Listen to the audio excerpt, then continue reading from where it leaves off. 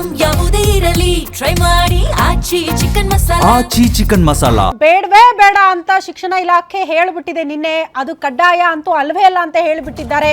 ಹಾಗಾಗಿ ಈ ವಿಚಾರಕ್ಕೆ ಸಂಬಂಧಪಟ್ಟಂತೆ ಕೆಲವರ ರಿಯಾಕ್ಷನ್ ಸಿಗ್ತಾ ಇದೆ. ಪ್ರಮುಖವಾಗಿ ಮಾಜಿ ಮುಖ್ಯಮಂತ್ರಿ BS ಯಡಿಯೂರಪ್ಪನವರು ಕಿಡಿಕಾರಿದ್ದಾರಂತೆ ಈ ಆದೇಶಕ್ಕೆ. ದೇಶದಲ್ಲಿ ಹಿಂದಿ ಇಲ್ಲದಿದ್ರೆ ಬೇರೆ ಭಾಷೆಯಲ್ಲಿ ಮಾತನಾಡೋದಕ್ಕೆ ಬರಲ್ಲ, ಹಿಂದಿ ಕಲಿಯೋದನ್ನ ತಪ್ಪು ಅನ್ನೋದನ್ನ ನಾವು ಒಪ್ಪೋದಕ್ಕೆ ಸಾಧ್ಯನೇ ಇಲ್ಲ ಅಂತ ಹೇಳ್ತಿದ್ದಾರೆ. ಆದ್ರೆ ಕೆಲವರು ಹಿಂದಿ ಬಗ್ಗೆ ತಮ್ಮದೇ ಆದ ಮಾತುಗಳನ್ನ ಆಡ್ತಿದ್ದಾರೆ ಅಂತ BS ಯಡಿಯೂರಪ್ಪನವರ ರಿಯಾಕ್ಷನ್. ಇದು ಕನ್ನಡಕ್ಕೆ ಮಾಡುವ ದ್ರೋಹ ಅಲ್ಲ ಅಂತ BS ಯಡಿಯೂರಪ್ಪನವರು ಕ್ಲಾರಿಟಿ ಕೊಡ್ತಿದ್ದಾರೆ. ಇದು ಕನ್ನಡಕ್ಕೆ ಮಾಡುವ ದ್ರೋಹ ಅಲ್ವೇ ಅಲ್ಲ, ಕನ್ನಡಕ್ಕೆ ಆದ್ಯತೆ ಕೊಡಬೇಕು. ಹೌದು, ಕನ್ನಡವೇ ನಮ್ಮ ಮೊದಲ ಆದ್ಯತೆ. ಆದ್ರೆ ಹಿಂದಿ ಬೇಡ ಅಂತ ಹೇಳೋದು ಸರಿಯಲ್ಲ, ಅದನ್ನ ಸ್ವಾಗತ ಮಾಡ್ಕೊಳಕ್ಕಾಗಲ್ಲ. ಈ ಬಗ್ಗೆ ಗೊಂದಲ ಉಂಟು ಮಾಡಬೇಡಿ ಅಂತ ಮಾಜಿ ಮುಖ್ಯಮಂತ್ರಿಗಳು BS ಯಡಿಯೂರಪ್ಪನವರು ಮನವಿ ಮಾಡಿಕೊಂಡಿದ್ದಾರೆ.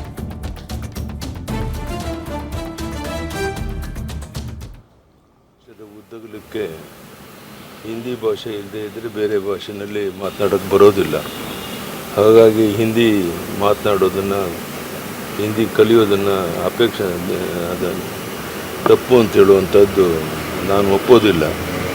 ಆದರೆ ಕೆಲವರು ತಮ್ಮದೇ ಆದಂಥ ಮಾತುಗಳನ್ನು ಮಾತಾಡ್ತಾರೆ. ಇದು ಕನ್ನಡಕ್ಕೆ ಮಾಡೋ ದ್ರೋಹ ಅಲ್ಲ. ನಾನು ಅತ್ಯಂತ ವಿನಯದಿಂದ ಕನ್ನಡಿಗರಲ್ಲಿ ವಿನಂತಿ ಮಾಡ್ತೇನೆ, ಹಿಂದಿ ಭಾಷೆ ಕಲಿಯೋದ್ರಿಂದ ಕನ್ನಡಕ್ಕೇನು ಆಘಾತ ಆಗೋದಿಲ್ಲ. ದಯಮಾಡಿ ಈ ಬಗ್ಗೆ ಗೊಂದಲ.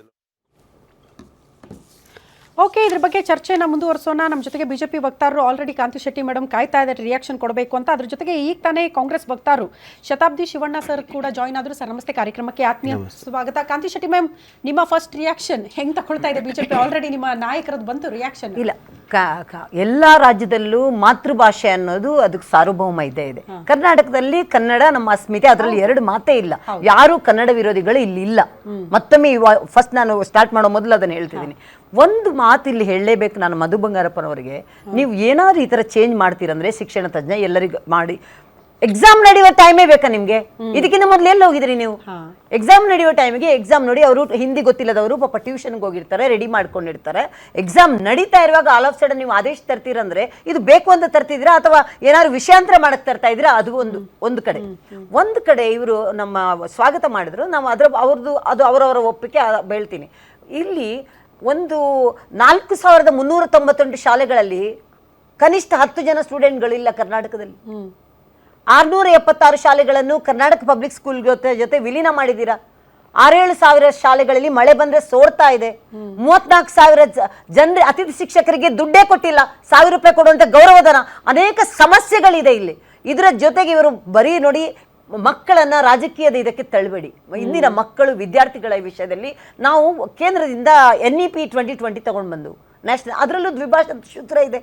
ನಾವು ಅದರ ಬಗ್ಗೆ ನಾವು ಮಾತಾಡ್ತೀವಿ. ನಾನು ಹೇಳೋದು, ಇವಾಗ ಬೇರೆ ರಾಜ್ಯಕ್ಕೆ ಹೋದಾಗ ಅಥವಾ ಬ್ಯಾಂಕಿಂಗ್ ಸೆಕ್ಟರ್ಗಳಲ್ಲಿ ಕೆಲಸ ಮಾಡುವಾಗ, ರೈಲ್ವೆ ಸೆಕ್ಟರ್ಗಳಲ್ಲಿ ಕೆಲಸ ಮಾಡುವಾಗ ಅವ್ರು ಕಲಿಬೇಕಂದ್ರೆ ಏನು ಮಾಡ್ತೀರಾ? ಕಲಿಯೋದ್ರಲ್ಲಿ ತಪ್ಪೇನಿದೆ? ನಾನು ಹೇಳೋದು, ಕನ್ನಡವನ್ನು ನಾವು ವಿರೋಧಿಸ್ತಾ ಇಲ್ಲ. ಕನ್ನಡ ಬೇಕೇ ಬೇಕು, ಕನ್ನಡಕ್ಕೆ ಸಾರ್ವಭೌಮತೆ ಇದೆ. ನಾವು ಒಂದು ವರ್ಗ ಇದೆ ರೀ, ಹಿಂದಿ ಹೇರಿಕೆ ಅಂದ ತಕ್ಷಣ BJP ಅವರಂತ.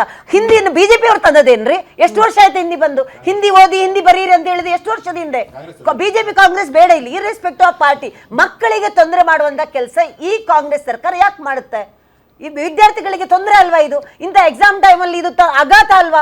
ಇದಕ್ಕಿಂತ ನಿಮ್ಗೆ ಬೇರೆ ರಾಜಕೀಯ ಮಾಡಕ್ಕೆ ಬೇರೆ ಕೆಲಸ ಇಲ್ವೇನ್ರಿ? ಈ ತರ ಇಷ್ಟು ಕೇವಲವಾಗಿ ಇದು ಮಾಡ್ತಾರಲ್ಲ. ಯಾರಾದ್ರೂ ಇಲ್ಲಿ ಕನ್ನಡ ಕಲಿಕೆಗೆ ವಿರೋಧ ಮಾಡ್ತಾರ? ನೋಡಿ, ಕನ್ನಡ ಶಾಲೆಗಳ ಪರಿಸ್ಥಿತಿ ಏನಾಗಿದೆ, ಎಷ್ಟು ಕನ್ನಡ ಶಾಲೆಗಳು ಮುಚ್ತಾ ಇದೆ.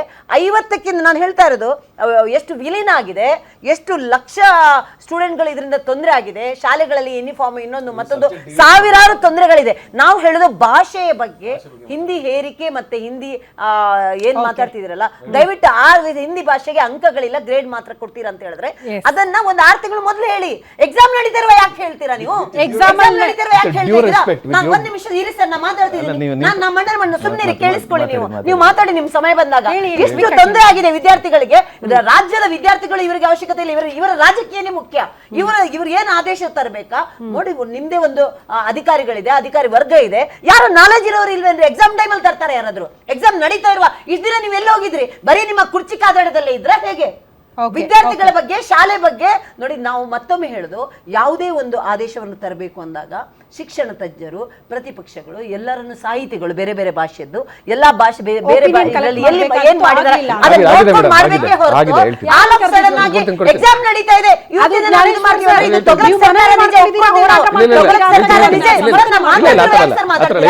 ಸಮಯ ಬಂದ ಮಾತಾಡಿ ಸರ್, ನಿಮ್ಮ ಸಮಯ ಬಂದ ಮಾತಾಡಿ. ಯಾಕೆ ಅಡ್ಡಿಪಡಿಸ್ತಾ ಇದ್ದೀರಾ? ನಿಮ್ಮ ಸಮಯ ಬಂದ ನೋಡಿ, ಅವ್ರು ಮಾತಾಡ್ತಿದ್ರೆ ಎಲ್ಲಿ ಸರ್? ನೋಡಿ, ನಿಮ್ಮ ಸಮಯ ಆಯ್ತಲ್ಲ ಸರ್, ನಿಮ್ಮ ಸಮಯ ಬಂದ ಮಾತಾಡಿ.